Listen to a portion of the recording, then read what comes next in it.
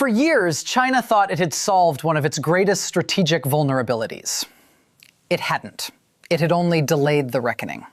And in March of 2026, that reckoning arrived. Not in the form of sanctions, not through diplomatic pressure, but through cruise missiles and naval cordons that turned the most important waterway on Earth into a no-go zone overnight. This is the story of how a $53 billion shadow oil pipeline, built in secret over half a decade, became worthless in a matter of days, and why the fallout is only beginning. To understand why the Strait of Hormuz matters so much to Beijing, you have to grasp one number: roughly half. In 2025, approximately half of all the crude oil China imported came from just 6 Persian Gulf nations, whose tankers must pass through that narrow choke point between Iran and Oman. We're talking about a channel barely 21 miles wide at its narrowest point, and through it flowed around 20 million barrels of oil every single day in 2024. Close to 20% of the entire world's petroleum consumption. For China, which is the planet's largest crude importer by a wide margin, this strait isn't just a shipping lane, it's a lifeline. And when the United States and Israel launched coordinated strikes against Iran in early March 2026, that lifeline was severed. The immediate reaction in energy markets was violent. Brent crude surged to $96.51 per barrel by March 12th, a staggering 42% increase over just the previous month. The U.S. Energy Information Administration forecast that prices would hold above $95 for at least the next 2 months, with no clear downward catalyst in sight. But the price of a barrel of oil, as dramatic as that spike was, only tells part of the story. The deeper, more structural damage was happening inside China's energy system, in places most people have never heard of. Let's rewind for a moment, because you can't appreciate the scale of what collapsed without first understanding what China had built. For the better part of 5 years, Beijing and Tehran quietly engineered one of the most elaborate sanctions evasion networks in modern history. The backbone of this operation was what intelligence analysts and shipping trackers came to call the Ghost Armada. A fleet of more than 400 aging tankers, many sailing without proper insurance, operating with falsified identification systems, and frequently going dark on their transponders to avoid satellite detection. These ships carried Iranian crude across the Indian Ocean and into Chinese ports, facilitating more than $140 billion in trade since January 2021 alone. The sheer audacity of the operation was remarkable. Iranian oil would be loaded at terminals under cover of various deceptions, then transferred ship to ship in open water, sometimes off the coast of Malaysia, sometimes near Oman, where it would be relabeled. The crude that started its journey as Iranian would arrive in Chinese ports branded as Omani crude, or Iraqi crude, or Russian Urals, or something called Malaysian blend, or bitumen blend. One particularly creative label was Namina, a designation that existed essentially as a fiction to obscure origin. And the volumes were enormous. In 2025, China imported roughly 520 million barrels of crude oil through this shadow network, more than 3 times the amount it received from Venezuela through similar channels. That's not a rounding error in global energy markets. That's a significant share of the world's largest oil importers' total supply. But here's where the story gets more interesting. Because the physical logistics were only half the puzzle. The other half was financial. Moving hundreds of billions of dollars worth of oil without touching the US dollar or the SWIFT banking network is no small feat. Yet China managed it by constructing a parallel financial circuit that operated almost entirely in renminbi. The way it worked was layered and deliberately opaque.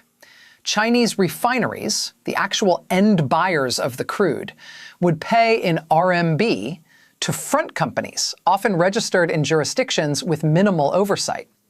Those payments were processed not by China's major state-owned banks, which have significant dollar exposure and global operations that make them vulnerable to American secondary sanctions, but by smaller provincial banks.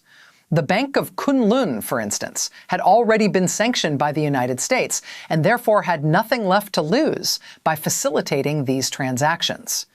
It was, in a perverse way, sanction-proof, precisely because it was already sanctioned. On top of this, Beijing was scaling up its cross-border interbank payment system, CIPS, as an alternative to SWIFT, routing yuan-denominated oil payments through channels the U.S. Treasury couldn't easily monitor or interdict. The trade was massively lopsided. Iran shipped an estimated $53 billion in crude to China, while China exported only about $10 billion in goods back to Iran. That left Tehran sitting on roughly $43 billion in accumulated RMB, which it could use to purchase Chinese-manufactured goods, technology, or simply hold as reserves. It was a closed loop, elegant in its design, built specifically to be immune to Washington's financial weapons. And for a while, it worked beautifully. The sanctions were technically in place, but the oil kept flowing. Now here's the critical thing that no amount of financial engineering could solve. You can move money through alternative payment rails. You can relabel cargo manifests. You can switch off a ship's transponder and pretend it's somewhere it isn't. But you cannot, and this is the part that matters most, you cannot move physical molecules of crude oil through a strait that is blockaded by a naval coalition. The entire shadow infrastructure, all 400-plus ships, all the front companies, all the provincial bank accounts and CIPS transactions, every bit of it became irrelevant the moment the Strait of Hormuz closed. Financial decoupling, it turns out, is a double-edged sword. It can protect you from sanctions, but it cannot protect you from geography. And the entities most exposed to this sudden physical cutoff are not China's giant state-owned oil companies. They have diversified supply chains, strategic reserves, and the financial depth to absorb shocks. The real casualties are a group of refiners that most people outside of the energy industry have never heard of, and yet they process a staggering share of China's crude, the so-called teapot refineries of Shandong province.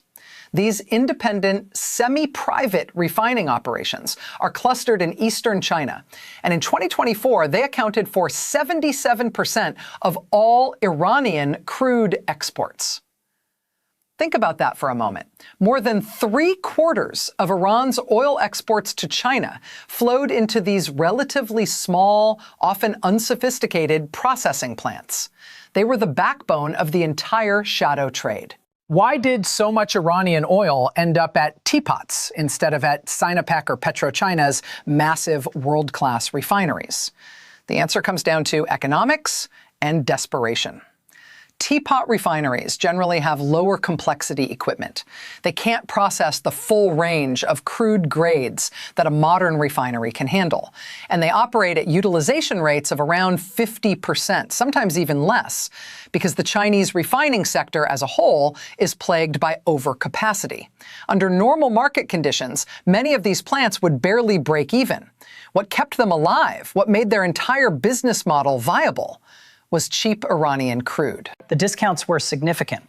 In 2023, Iranian oil sold to Chinese teapots at roughly $11 per barrel below international benchmarks.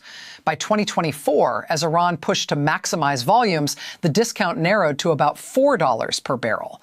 But it was still enough to give these marginal refiners the profit margins they needed to survive.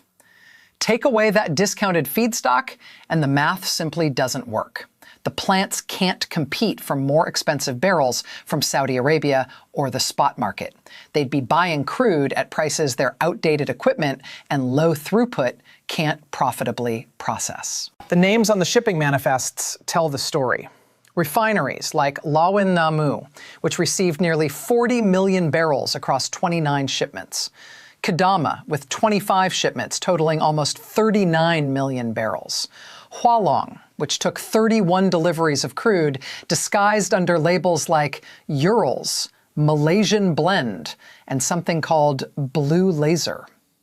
Shangang Guamao, Shandong Shengxing. These are not household names, but collectively they represent a significant slice of China's refining capacity, and they are now staring at an existential crisis. Without Iranian crude, a wave of insolvencies among independent Chinese refiners isn't just possible, it's probable. The ripple effects extend far beyond Shandong province.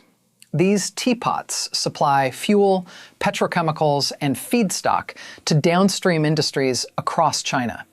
Their distress will propagate through supply chains, affecting everything from plastics manufacturing to transportation fuels. And this comes at precisely the worst time for Beijing's economic planners. If you're finding this breakdown valuable, by the way, and you want to understand how these kinds of geopolitical shocks reshape markets in real time, make sure you're subscribed, because the situation is evolving fast, and there's a lot more to unpack in the weeks ahead. China's leadership has already signaled that it understands the severity of the moment. For 2026, Beijing set an official GDP growth target of 4.5 to 5%, the lowest in 35 years. That's not a minor adjustment. For a government that has staked its domestic legitimacy on delivering consistent, robust economic growth, admitting publicly that the economy will slow to levels not seen since the aftermath of Tiananmen Square is a remarkable concession. And the Iran-China oil disruption is a central driver of that downgrade.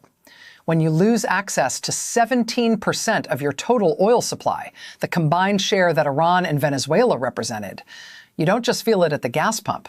You feel it in factory output, in shipping costs, in electricity generation, in the price of every petrochemical derivative that feeds into Chinese manufacturing. Meanwhile, the global oil market is in turmoil.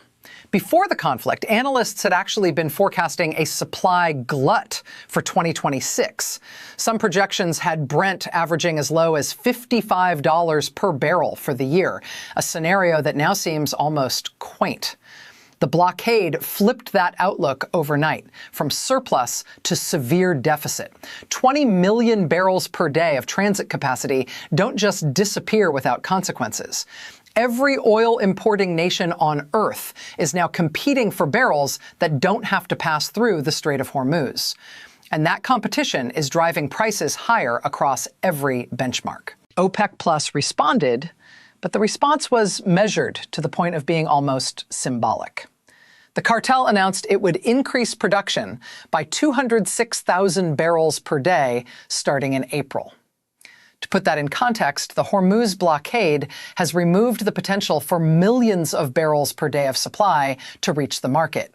An additional 206,000 barrels is a gesture, a signal that OPEC Plus is paying attention, but it's nowhere near sufficient to fill the gap. Whether that restraint is strategic, reflecting a desire among Gulf producers to capitalize on higher prices for the barrels they can still export via pipeline, or whether it reflects genuine capacity constraints, is an open question. Either way, the market remains dramatically undersupplied. So where does China turn? The answer, increasingly, is north. Even before the March strikes, data from the shipping analytics firm Kepler showed that China had already begun quietly shifting its import mix. Iranian volumes were being ramped down in early 2026, replaced by increasing purchases of Russian crude. This wasn't driven by the conflict, that hadn't happened yet, but likely by a combination of factors: tightening enforcement of sanctions under the previous U.S. administration, rising insurance costs for dark fleet tankers, and Moscow's eagerness to offer competitive pricing as Western buyers continued to shun Russian barrels in the wake of the Ukraine war. But the Hormuz blockade has turned that gradual pivot into an urgent scramble. Russian crude, whether it's Urals grade from Baltic and Black Sea ports or ESPO blend from Pacific terminals, doesn't need to transit the Persian Gulf. It can reach Chinese refineries via pipeline through Kazakhstan, by tanker from Kozmino port in the Russian Far East, or through the existing pipeline infrastructure that connects Siberian fields directly to northeast China. In a world where the Strait of Hormuz is closed, Russian oil has a geographic advantage that no amount of Saudi or Emirati production increases can replicate. But this pivot comes with its own complications. China isn't the only Asian buyer looking to replace lost Gulf barrels. India, Japan, South Korea, all major importers that relied heavily on Hormuz transit, are now competing for the same non-Gulf supply sources. That increased competition will push up prices for Russian crude, eroding the very discounts that made it attractive in the first place. Moscow, for its part, is in a remarkably strong negotiating position.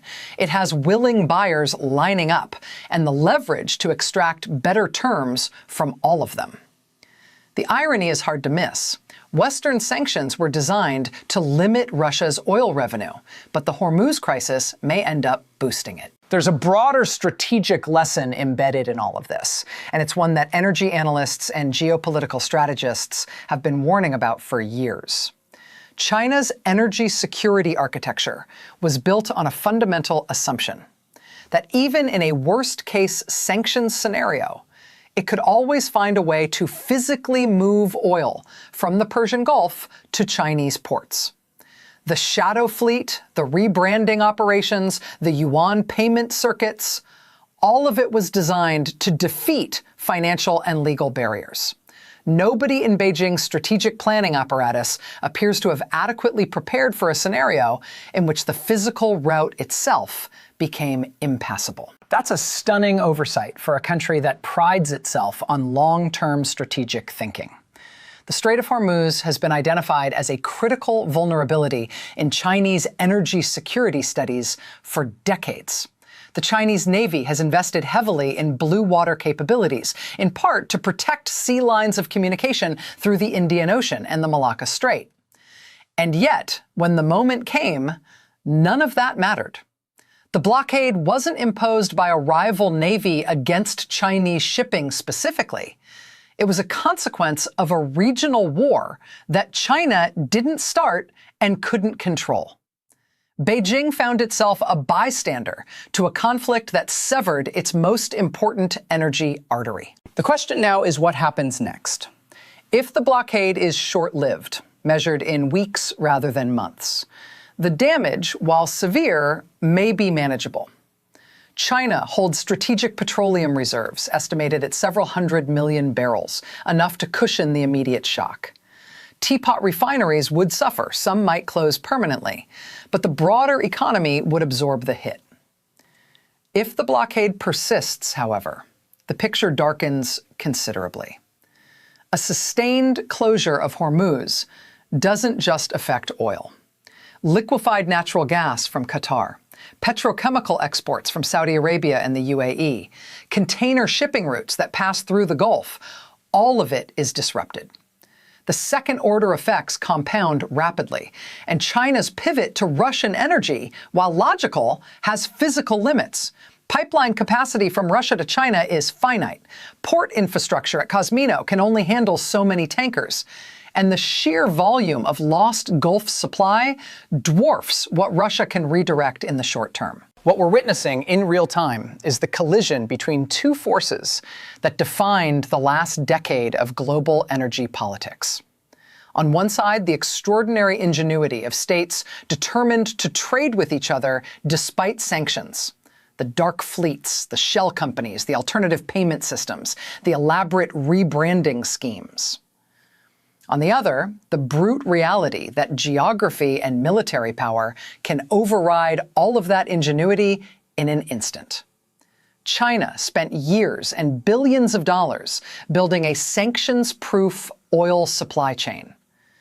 It took a single geopolitical shock to prove that sanctions-proof is not the same as war-proof. The implications extend well beyond the current crisis. Every nation that depends on energy imports through vulnerable choke points, and that includes much of East Asia, most of Europe, and significant parts of South Asia, is now recalculating its risk exposure. The premium on energy independence, on domestic production, on renewables, on nuclear, on anything that reduces reliance on seaborne crude from politically volatile regions, just went up dramatically. The 2026 Hormuz crisis may ultimately be remembered not just as an oil shock, but as the moment the world's energy map began to be fundamentally redrawn. For China, the immediate priority is survival. Keeping factories running, keeping transportation fueled, keeping the lights on in a $19 trillion economy that drinks more oil than any nation except the United States. The shadow fleet that was supposed to guarantee that supply now sits idle, its ships unable to reach their loading ports. The teapot refineries that process that oil are running out of feedstock. The financial architecture that moved the money is intact, but pointless without cargo to pay for. And Beijing's economic growth target, already the lowest in a generation, may yet prove optimistic if the crisis drags on. The dragon built its well in secret, far from the eyes of those who would have shut it down. For a while, it drank deeply. But the well has run dry. Not because it was discovered, not because it was sanctioned, but because the ground beneath it shifted in ways no amount of planning had accounted for. And now, the question isn't whether China can rebuild its energy supply chain. It's whether it can do so fast enough to prevent the damage from becoming permanent.